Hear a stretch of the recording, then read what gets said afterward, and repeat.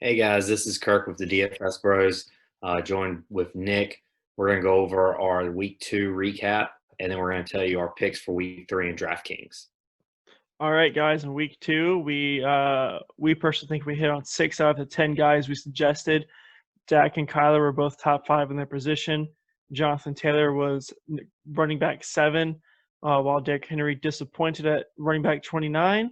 But second half of the season, when he plays the Jacksonville Jaguars, I'm picking him again. Adam Humphries and Amari Cooper were both top 20 receivers, and we both hit well on them, especially with their return of value. Logan Thomas and Chris Herndon, they did not really do too well for us this last week. It happens. Jets D got Kirk 4 points, which is 2x value, which is not too bad on a defense. Giants D surprisingly got me 9 points, which returned almost 4x value. I think we did well last week, and I hope we continue to do well this week. So Yeah, Kirk's gonna, tight end and defense are a little hard to hit.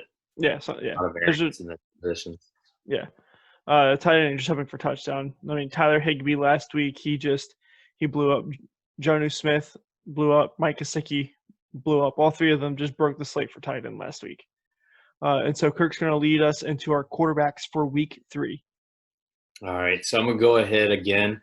He's going to be a very, very popular pick, probably used in all my cash lineups. Kyler Murray versus Detroit. Detroit's going to have like a below-average pass rush against them. He's going to be able to run whenever he wants. Right now, he's looking like an MVP candidate. The cornerbacks are awful. Probably worse in the league, or either second worst in the league right now. They have a 31 team total, and I think he's going to do most of the work. We really haven't seen too much from Drake. Drake has been given the opportunities, but just hasn't capitalized with the touchdowns. But Hopkins is legit. I mean, this is insane, especially when you think back on that trade. And just give me all the Kyler. Give me all the – you can go ahead and pair him with Hopkins. There's going to be no Christian Kirk this week, so all the targets are going to be just funneled in right there. And this team's going to score against Detroit. And they're at home, so Detroit's going to have to fly. They're going to be jet lag. I always talk about that. Pretty big on that. And if you go back and look at week 1, Mitch Trubisky scored like 25 points on this team. So if Trubisky did that, it's insane what Kyler Murray could do. Yeah, I think this is one of those rare running back quarterback stacks you could do, and they both get you fantastic points. I think Kenyon Drake breaks out this week. And Andy Isabella is also another person on this Cardinals offense that I think could do well if you want to stack someone with Kyler Murray. My quarterback this week is Russell Wilson. He's the number 1 quarterback in football right now. He is the MVP front runner. A fantastic matchup against the Cowboys. It should be a shootout. Dak and Russ, they both should be top 5 of their position this week. I will say I think the top 5 priced quarterbacks this week are severely underpriced. All 5 of them should be at least $600 more than they are.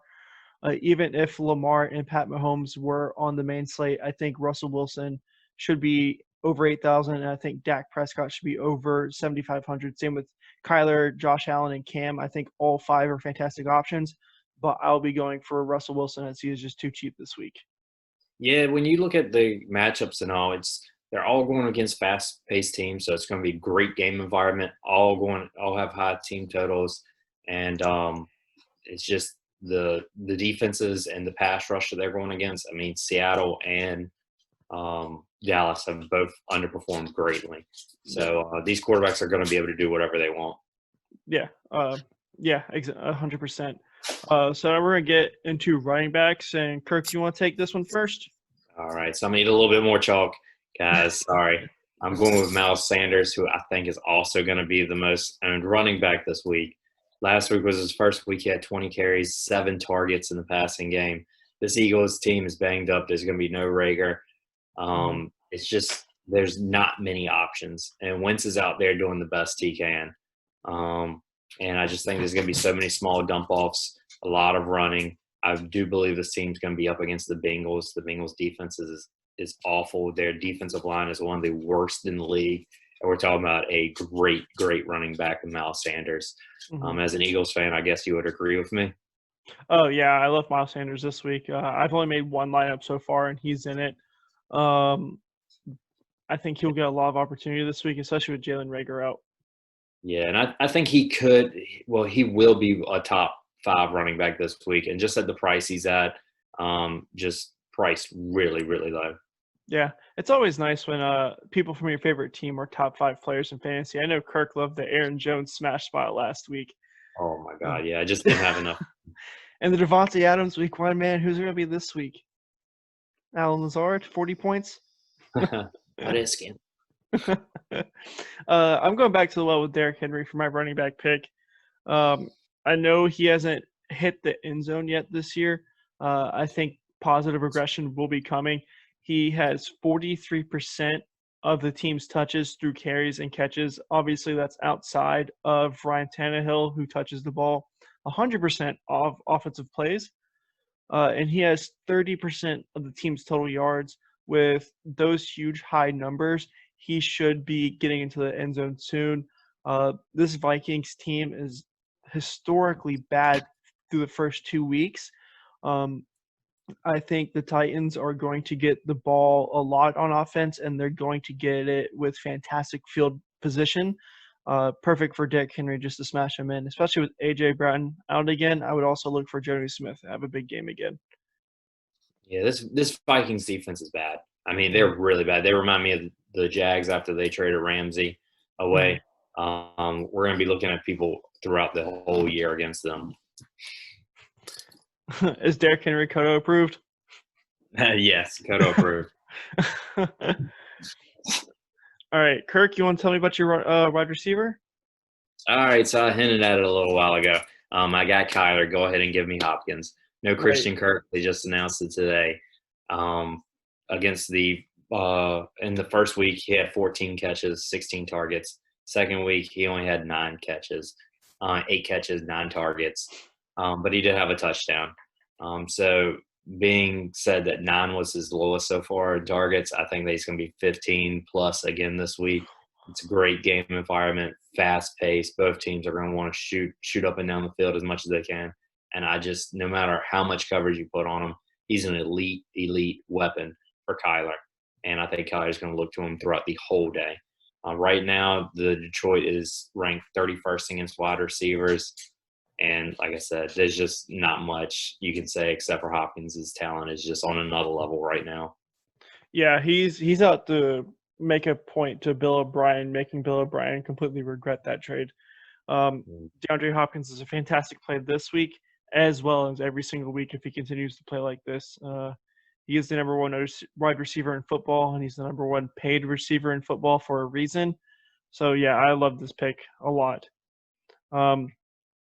My wide receiver is Curtis Samuel. I'm digging at the bottom of the barrel with a $4,000 price wide receiver. And this is mainly because Christian McCaffrey's out. I think he will see some snaps running the ball. I think he will get 6 or 7 carries, as well as about 5 or 6 receptions. If you can tell me he's getting 11 touches at 4,000, especially since he has an average yard per carry of 8.6 and 36 times he has ran the ball in his NFL career. I just think they're going to go to him more than Mike Davis in the backfield, as he is more reliable and he's a better football player in general than Mike Davis. There's a reason Mike Davis has been on several different teams in his career. No disrespect to the man because he's in the NFL and I'm not. But, I mean, it's true. But I think Curtis Samuel will get a lot of jet sweeps out of the back. He will get some end arounds, some pitches out of the backfield, as well as a few receptions. So lock me in for Curtis Samuel. Tournament play only, people. Tournament play only. Yeah. No cash. Tournament only. Because I honestly think he'll get some touches out of the backfield because of Christian McCaffrey being gone. He had 4 rushing attempts last week before Christian even left the game. So, and now we'll go to tight ends. All right, so I'm going back to Logan Thomas this week. Just the targets. We talked about it before. You really need touchdowns as a tight end. right now, I don't see too many scoring options for Washington. And Cleveland actually gives up the most touchdowns to tight ends. Cleveland pretty much, when you get in the red zone, opens up the middle of the field. They cover the corners pretty well in the red zone. And it just Mark Andrews, I believe, had 2 touchdowns the first week. And then week I 2, believe so. Uzomah scored 14 points. And he's a tight end that only gets a couple targets a game. We're looking at Logan Thomas, first game, he had 8 targets. Second game, he had 9. You're telling me I'm getting a tight end that cheap at 3,700 that's going to have anywhere between 8 to 10 targets against a so-so defense in Cleveland? I'll take it. Yeah, it's crazy to think about 4 years ago when we both started getting like really heavy into DFS. This is a defense we would target a lot for tight ends. 4 years later, different regime, different head coaches, different defense altogether, and we're still targeting this team for tight ends. Yeah, I think Logan Thomas is a great pick this week. My pick is Noah Fant. Drew Lock is out. Sutton's done for the season. Jerry Jeudy's banged up. Jeff Driscoll's going to have to pass to someone. I think it's going to be Noah Fant, as I alluded to with my Survivor pool pick and the video before or after this, depending on which order you watch it in. Tampa Bay is good at stopping the run. They're a funnel defense. They like to funnel it to the pass. And I think Noah Fant's going to get a lot of look to Driscoll, as that is the safety blanket for inexperienced quarterbacks. And I think Philip Lindsay is still banged up as well. So I would look at Noah Fant to have double-digit targets. Yeah, anything on Noah Fant? If I could see him getting a high target volume. Price is good. There's a couple guys like Ertz I also like. Pretty much, tight end's going to be one of those things where you try to kind of spread it out a little bit. Yeah, you just hold your nose and just plug one in. Yeah. If you can't get one of the top price guys, then just hold your nose and just hope for a touchdown. Yeah, Tampa Bay, they're going to look to stop the run game, so someone has to score. And we said look for all you wanted as a touchdown with a tight end, so he's a good play. Especially they're going to try to stop the running back like Melvin Gordon, who is a fantastic running back. So last and certainly not least, we're getting into defenses, and I expect Kirk to take us to New York for the 3rd week in a row. Am I right or wrong? So Nick wouldn't let me choose the Jets again. He was pretty adamant about it, even though they're $2,000. And I told him all they have to do is get 6 points. He told me just pick someone else, just not the Jets. So I'm going to look at the New York Giants. I'm not a New York fan at all. It's just the picks. This week they're going up against Nate Mullins and company. Nick Mullins. Oh, Nick Mullins and company. Yeah. I'm sorry, that's how irrelevant he is. We have Kittle banged up. Yeah. The Mostert, who's been phenomenal, is out. Coleman, backup, out. McKinnon, we've seen haven't really seen him in 2 years. He's looked great. He's had some explosive plays. And we know that this team can run the ball. But they're going to be looking at him and Wilson. So if you told me that I get a team with their backup quarterback, their starting wide receiver out, their starting tight end hurt, their starting running back and backup running back out, I mean, it's just a very obvious play. And I get it. I was pulling for the Jets defense last week. But right when Mullins came in, he had 2 sacks and a pick. This guy's not good. So 2,700, a little bit more than what I want to pay at defense. But I'll take it. If they get me 7 points, I'm happy. Yeah, I like the pick as well. I will say though, to counter that, a few years ago, 2 years ago, when Jimmy G tore his ACL and the 49ers didn't really have a quarterback the rest of the year, Nick Mullins did start a few games, and those few games he started were when George Kittle had his breakout games.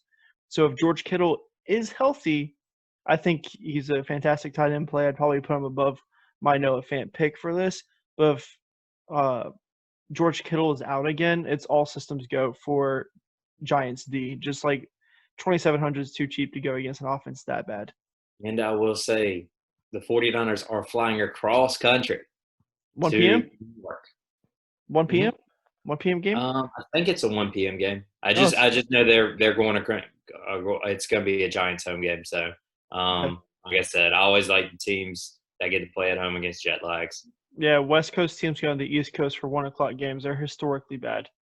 Mhm. There's some teams who are pretty good, but Seahawks for some reason they just go out there and they just do what they did week 1 and they just destroy. But every other West Coast team does not. And we're just talking about it's a lot of backups in key positions. So, Yeah, yeah. Even if Kittle is playing, I would do like the Giants D. I just wanted to counter that for just 1 second, just to let everyone know. My defense is the Tennessee Titans. I usually don't pay up at defense as well. They're the second or third most expensive defense on the slate. Um, and they're going against Kirk Cousins, who has been historically bad so far through the first 2 weeks of the season. When doing research for my defense, you want to look for sacks, interceptions, turnovers, et cetera, et cetera. 18% of the Vikings' plays have ended in a sack or an interception. That is wow. absolutely terrible. That is insane. 3.7% of their plays have ended in a passing touchdown from Kirk Cousins. That number that's a huge difference. Give me the 18% sack plus interception rate, and with the Titans' good defense, I don't care that the 3,800. I'm going to lock them in this week. I usually don't pay up for defense, but when they're in a position this good, when Kirk Cousins is playing this bad, I'm going to take it. And pair him with Derrick Henry. I mean, I love doing that with running backs. You take the Mhm. running back, especially one that you're looking at hoping gets 30 plus carries, Right. insane amount. I know, but Derrick Henry can do that. And Mhm. then you take the defense with him. I mean, if defense holds Minnesota and Derrick Henry just pounds the rock, this is a great combo. That's main because I had Dalvin Cook as my running back because I thought it's like Kirk Cousins isn't playing well. Let me get Dalvin Cook in there and see if they spark a thing with him. But when I was looking at Titans defense, I took Dalvin Cook right out and put Derrick Henry in. I'm gonna have the Titans D Derrick Henry stack a lot, especially with how poorly Kirk Cousins has been playing. Now, playing devil's advocate, if Minnesota gets up in this game, Hmm. your defense is going to be very bad, That's fine. and Derrick Henry will not get the touches because he'll get game scripted out.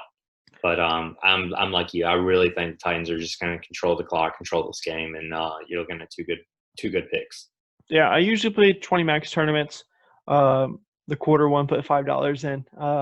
To counter that, I'll have two lineups with a Tannehill stack and Adam Thielen to run it back with. So, I mean, we'll see. Kirk, do you have any closing words for week 3? No, it is going to be a little weird week, guys. I would kind of control your bankroll. Yeah. Don't kind of go out and blow it if you hit big on week 1 and hit big on week 2. The Dallas game again, people are going to look to that just because they hit on the Atlanta game, Mhm. Dallas Atlanta. I mean, that if you played that, you cashed out. And so people are going to kind of try to repeat the same thing this week. I do think that good theory, if you went your way with Russell Wilson, Mhm. pairing him with Lockett, Yep. Metcalf, and wide receiver from Dallas, if you turn Mhm. around and try to snatch all the points up with Kenyon Drake, because he's pretty cheap. Mhm.